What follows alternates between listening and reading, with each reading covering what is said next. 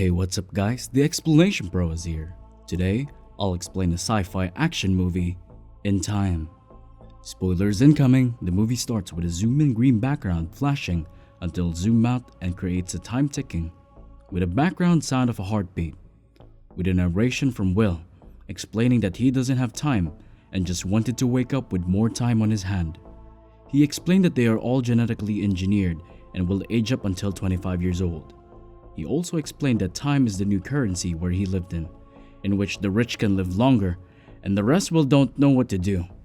And the green background becomes the clock time of Will on his arm. Will woke up in his small room and met with his mother.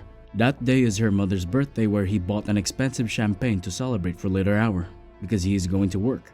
He just had a sweet conversation with their mom and then get ready to work without even having breakfast.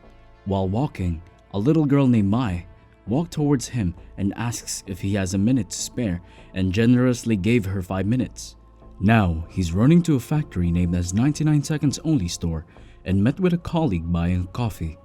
Will complains on how the coffee would cost him 4 minutes and his colleague adds sour to him that it just cost 3 minutes the other day. Fighting is not an option to Will because most men do fight for time, extending their lives. If they are strong, they live, but if you are weak, you can die even in broad daylight. He started to work hard and felt that his pay is not enough but can't complain for there is a long line behind him. This is the time where the story rises, where Will walks in a bar and seems popular because a girl walks towards him and a guy asks him to join for a gamble, and he remembers that the man owes him an hour and paid for it. He's looking for Boral, who is now drunk and pointed to a guy who has a century on his sleeves with 2 girls on his both arms. Will approached the man Boral is talking about and warned him that he could be killed in an instant and rob his time up until a group of men showed up and one has a gun. All of the people there find their escape and Boral identified them as Minutemen gangsters. Boral is convincing Will to escape but he refused and make him leave. The leader of the gang introduced himself as Fortis and encouraged the man for a fight. The man walked through the bathroom and vomit. Another gangster is keeping an eye on him but Will kicked the door and helps Henry escape and run. The group chased both of them but they had their escape. On Henry's perspective, they all need to die. That makes Will disappointed. He also emphasizes that they all have more than enough, because if all were immortal, where will they be at that point? Henry asks Will if he was in his situation, having a century of living, what would Will do with it? And replied that he will stop watching it and wouldn't waste it. The next morning, as Will is asleep, Henry walks towards him and transfers his time to Will with just 5 minutes left on his watch. Will wakes up and checks his watch and surprised, for he has the time of Henry's. He stands up and looked for Henry and found a message on the window. "Don't waste my time." Looking far outside the window, he spotted Henry sitting on a high bridge just waiting for his time to end. Henry's time ends and falls into a river. Will runs towards his location but it is too late and found Henry's body floating. After that, the next thing that he does is to look for Boral and met Greta, Boral's wife, holding their newborn baby. He asks if Boral is inside their house and Greta responds and calls Boral. When he met Boral, he then shows him his watch. Boral asks where did he get it. Both of them are now happy and Will said that he can take his mother to a new Greenwich, a place for the elite, and gave Boral a decade for their friends for a decade. The saddest part is where Will's mother pays for her loans and walks towards the bus, and when she is going to pay for her ride, she was shocked because of an hour payment for the bus ride. It became 2 in just 1 day. And the only time she has left is an hour and a half. She gets down on the bus to get some loan but it is already closed. With no other choice, she just run and beg a truck to stop but it just passed her. While at the bus stop, Will is waiting with a bouquet of flowers and dazed that his mother isn't coming down from the bus. He then just run and left the bouquet on the floor. Both of them are running towards each other. With 10 seconds left on his mother's watch, they are calling each other's name as they continue to run. Will is reaching for his mother's hand but suddenly, there's no time, and his mother just fall. Will cries and screams at the top of his lungs. Contradict starts when the timekeepers, the cops, retrieve the body of Henry, had a little chat after checking the days that Henry could live, and investigates. Will in his black suit just showed his watch and gets into a fancy car. The driver said that they don't normally pick up someone on Dayton, and he just responded that he is just lost. Every boarder has monthly deposits and cost him a decade just to reach New Greenwich. Entering a new zone is new to Will and he was amazed of the environment. Just checked his time and saw a beautiful woman in a short hair with bangs that caught his attention before entering the hotel. Continuing on the investigation, Ray thought it is a mystery on how a man could get such time and go to different time zones. His subordinates agreed that it is impossible for Henry to go to different time zones many times and asked for a match of the CCTV. Someone asked him if he knew Will and replied that he doesn't know Will, but he knows his father.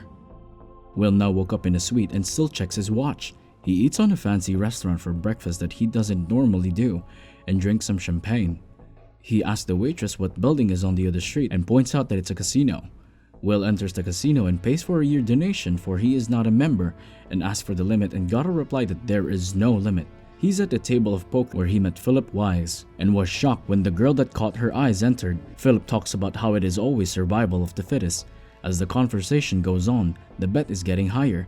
The table has 1,100 years where Will bet all of his remaining time. When they are going to open their cards, Philip noticed that Will has 30 seconds left. Flipping Philip's card will make 3 queens, and flipping Will's card has a straight 5 card and wins. Looking at the girl, Philip vocalized what Will is thinking, if the girl should be Philip's wife or daughter, and Philip introduce each other. Sylvia congratulates Will on winning a bet with his father and invited him to a party. Will bought a new car that cost him 59 years plus tax and drives it going to the party. Philip introduces his mother-in-law, his wife and his daughter, who looks the 3 are all in the same age. Sylvia found him alone and asked him to dance and they talk. After the dance, they run outside the party hall and went to the beach. They are both in the beach and have some talk saying that Will is still a stranger to Sylvia. They both go back to the party until Ray shows up.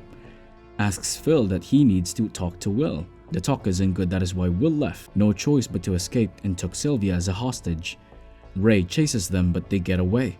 Will's car stumbles as the tire were damaged by the trap set by the Minute Gang. Fortis said that he was lucky seeing that Will is the one inside the car and robbed Sylvia's time up until Ray's car is near. Both of them wake up and Sylvia is shocked for the remaining time she has. Now you know the concept of essence of sharing. Will and said shared some of his time to Sylvia. Will went straight to Borrell's house and met Greta, saying that Borrell is dead due to the time he gave him.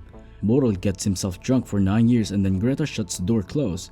Sylvia looks at her watch and starts to panic. Then Will has the idea to pawn Sylvia's diamond and they only get 2 hours for it. Will showed him the name of the time lending and Sylvia says that it was for her father. Will negotiates to the timekeeper for thousands of years, put in Dayton's lifetime in exchange for Sylvia's. Both went to Will's house and talk about Will's parents, how her mother died and his father's death that he knows, fighting and giving the time that his father has won. They started to tell stories of each other starting their lives after 25.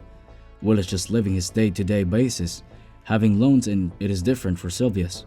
She woke up and the first thing that she does is to look into the mirror and see for herself how she would look for the rest of her life, and her father gave her a decade to celebrate. Will wait up until morning if Philip made the deal, but is not. Sylvia is disappointed with her father and will let her go. Sylvia starts a call when Ray shows up. Sylvia shoots her gun and they both make an escape. Will gives some time to Ray after seeing that Ray only had few. Sylvia asks him why give Ray time instead, taking them, and Will replied that the timekeepers just live on a day-to-day basis and could have died in a ghetto. They robbed Sylvia's father's time lender and gave them away to people and start to give 10 years of reward whoever could turn them into cops. Both are still on the run until Foster found them at the hotel with a gun pointed to the both of them, and Foster asks for a fight. He used the trick of his father whenever the opponent looks at their time. You should take the opportunity to fight back, and that is what he does, and they escape. Both agreed that this should end, and they set up to rob Philip, having million worth of time on his vault. They vigorously escape and run to Dayton, and give Mai the million time to give to everybody. They run and plan to go to Livingston, but Ray catches up onto them. But unfortunately, the 3 of them don't have enough time. Ray died first, and both of them run into Ray's car to get more time and got a day. The story ends where people started to leave and go to different time zones. Both Will and Sylvia are still fugitives. They are planning to rob a bigger bank and started to enter it, and there are more questions that left in mind that are unanswered. Thank you so much for watching. If you enjoyed this video, please hit the like button and also subscribe to my channel for more videos like this. See you in the next video.